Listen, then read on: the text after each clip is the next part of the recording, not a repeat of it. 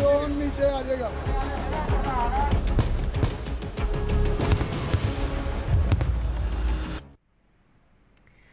Right, and the stalemate continues between farmers and the centre over the Farmers Delhi Chalo protest, with yet another meeting turning out to be inconclusive today.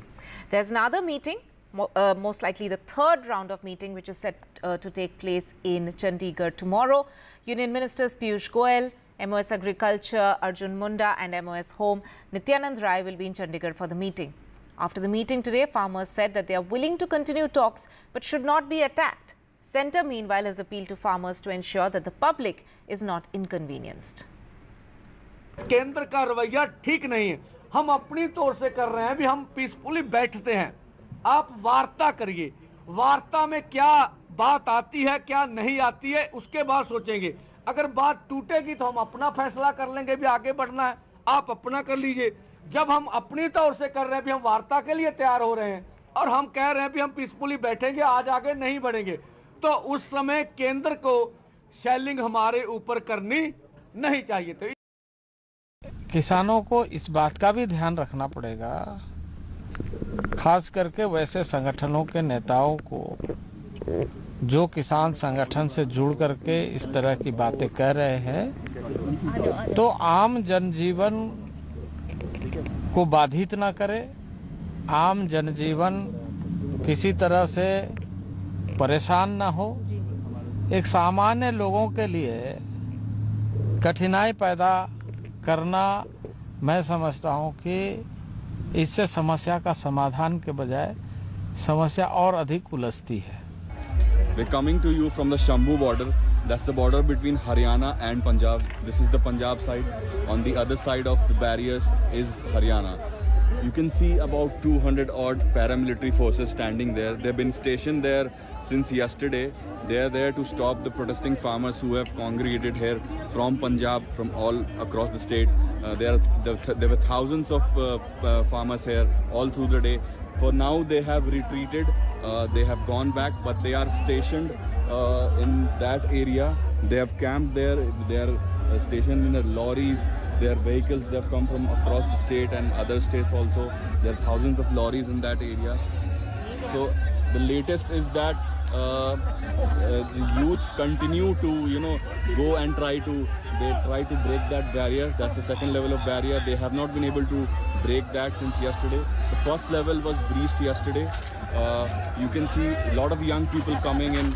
Every now and then you will see a crowd of young people marching to the second level and trying to tear it down. So far they have not been able to do so.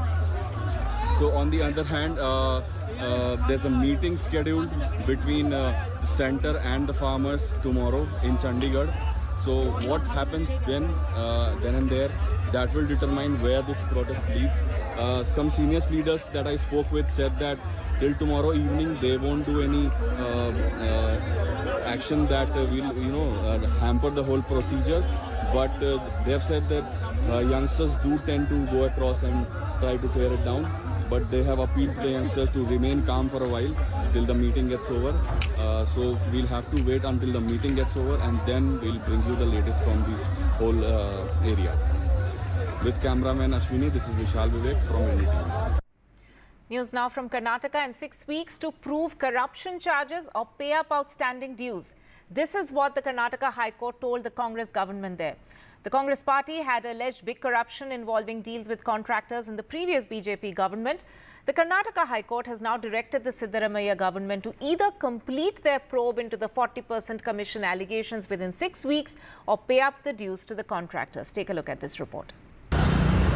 The Karnataka High Court has given 6 weeks to the state Congress government to complete the probe into allegations made against the previous BJP government that they demanded and took 40% as bribe from contractors or pay up the dues to them. The larger issue is that the entire government machinery during the previous regime was accused of taking 40% to release bills. Court may say so many things because the full facts must be placed before the Honorable Court. Judges also must know the facts. When there is an allegation of 40% commission, he says the person who has given commission also will give the bill, is it? The Congress had mounted a strong campaign against the BJP in the run-up to assembly elections last year. dubbing the then BJP government a 40% commission sarkar. Chief Minister Siddaramaiah had constituted a commission headed by former High Court Judge Nagmohan Das, but the probe has not been completed yet. We knew it from day one that this is a hit and run case. They said there's a 40% sarkar, pay CM, all these things before the elections, and they have not come up with any kind of proof to say that there was a 40% commission being in the whole process, a 40% commission was being given. They could not prove it. They can't prove it also. Earlier this month, the Karnataka Contractors Association had alleged that the corruption culture is continuing even in the Congress regime. The haste that the Congress showed in running the campaign alleging 40% commission against the previous BJP government in the run-up to the assembly election has now lost momentum once the Congress came to power in Karnataka. With parliament elections coming soon, the party is likely to face the heat on this issue.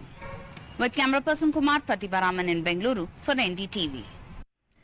And with that, it's a wrap on the show. Keep watching NDTV for more news and updates.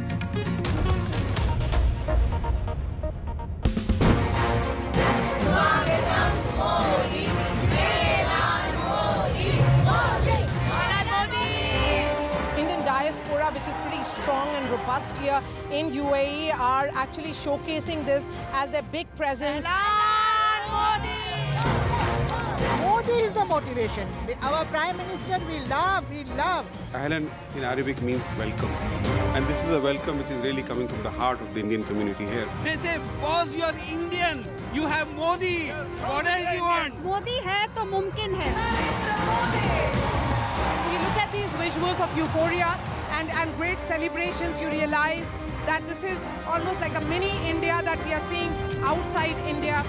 Bharat, UAE, Dosti, Jindabad. Collecting everybody together, making us proud and giving us the patriotic feeling. It may be about sending a message to the domestic audience, but it is also about sending a message that when Prime Minister is here, it's about business as well.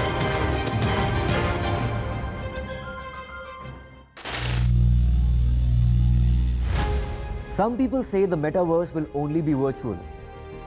One day this lecture hall will be made of code, and driverless cars would be trapped in intersections. But even in this maze of the future, you can't wish away health. It's time to become more resilient.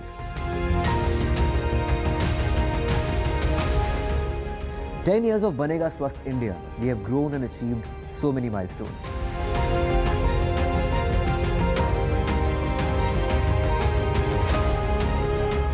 And now I have a plan to beat the urgency, to stop breathing with difficulty, to relieve getting choked with inactivity.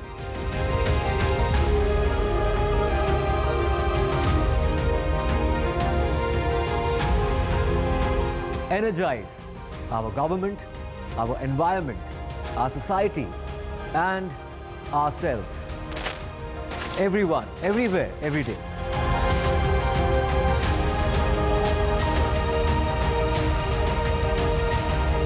Banega Swasth India. One world hygiene. Stay informed and entertained with the new and updated NDTV News app. You can watch all our channels live, listen to podcasts, read breaking and exclusive news from around the world and more. Download the NDTV app today and get access to the best journalism and storytelling on your smartphone or tablet. The NDTV app. News that matters to you. And there's too much talking but very little being said. Too many voices but hardly any being heard. You turn to a show that puts you front and center. A show that headlines the stories of the people, by the people, for the people.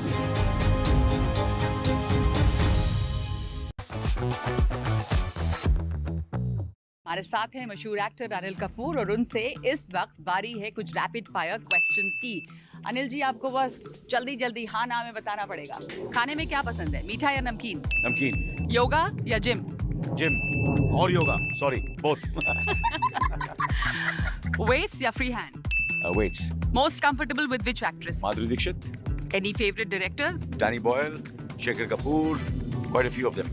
Harshvardhan आपकी सुनते हैं या अपनी mummy की? किसी की नहीं सुनते.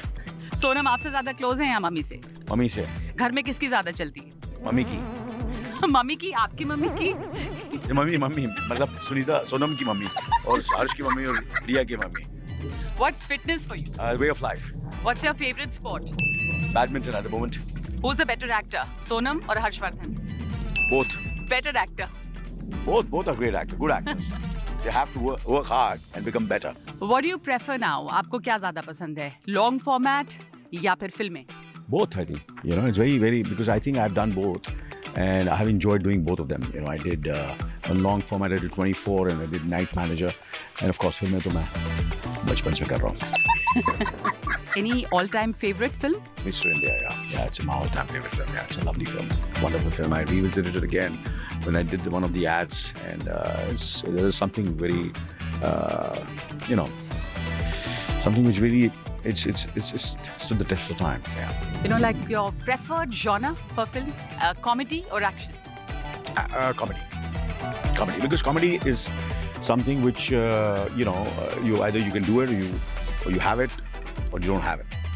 Their lighting, director, music, background music that cannot help you. You have to do it yourself. You know, with action and with dramatic scenes, and you know, with anger and violence, sex. You know, there's a lot of things which can really help you in that. You know, जबरदस्त में background music चलेगा, ऐसा लगता है बहुत जबरदस्त काम हो रहा है. Comedy में सब चलेगा नहीं.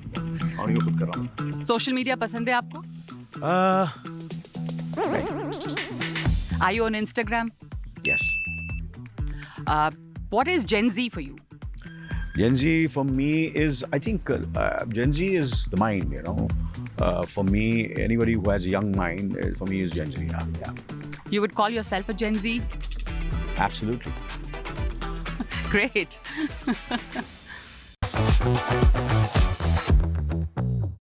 He's one of India's finest artists, somebody who's been recognized in India and around the world. He's won 3 Grammys this time around, which is exceptional even by his incredible standards. We're very privileged to be joined by Ustad Zakir Hussain. Sir, thank you very much for agreeing to do this interview, spending some time with us. Now, you've won 3 Grammys this time, including Best Global Music Performance. You've been honored around the world, but 3 Grammys, is this in a sense a crowning achievement? Well,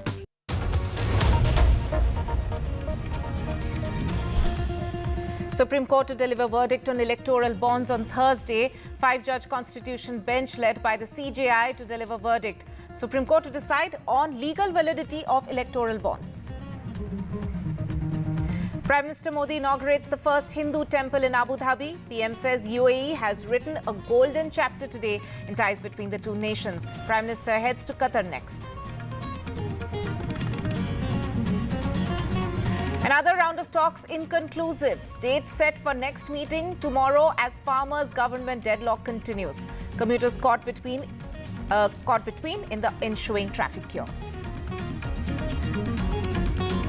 Sandesh Khali showdown escalates. Bengal BJP chief injured and hospitalized en route to Sandesh Khali. NDTV special report from Ground Zero, where women of Sandesh Khali level serious charges against local TMC strongman's aides. And India start as favourite as the third test versus England begins. Absence of stars make India's batting weak. The series is currently tied at 1-1.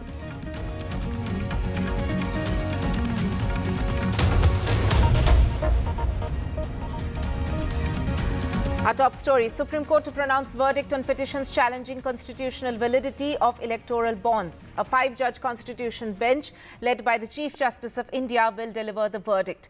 Remember, the top court had reserved verdict in the case on November 2nd. So the order is likely to come up at 10:30 in the morning tomorrow, and a highly anticipated order, which of course the main focus on that of the entire hearing and the case has been more transparency when it comes to political funding.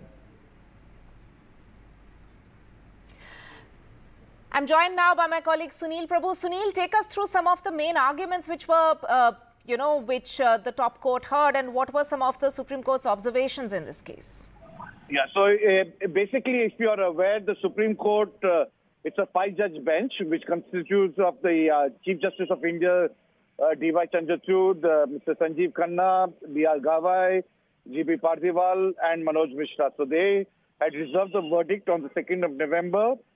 There were, basically two arguments. The main petitioner in this case was the Association for Democratic Reform, the Communist Party of India Marxists, and Dr. Jaya Thakur, who were questioning the amendments introduced to the Finance Act against the electoral bond scheme. Some of the things which were said, that it was infringing on the voters' right to information, and also contended that, the scheme contributed to allowing shell companies to come in. In this context, the union government defended the scheme, saying that it was a method to ensure white money is used for political funding, and it was necessary to keep the identity of the donors confidential so that they don't face any retribution from political parties. But during the hearing, the Constitution bench raised several pertinent questions to the central government about the scheme, about the selective anonymity, as well as also how it legalizes kickbacks for parties.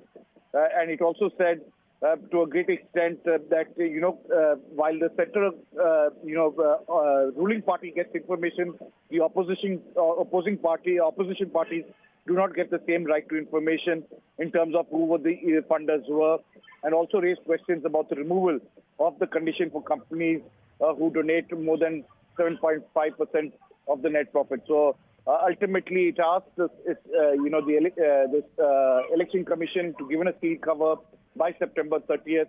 Who are the political parties who have got funding in terms of electoral bonds to their return. So this will definitely have a far-reaching implications for political parties ahead of the 2024 elections, and much is awaited in terms of what will happen in this judgment. Verdict coming up at 10:30 in the morning tomorrow. Sunil Prabhu, thank you so much for joining us with that.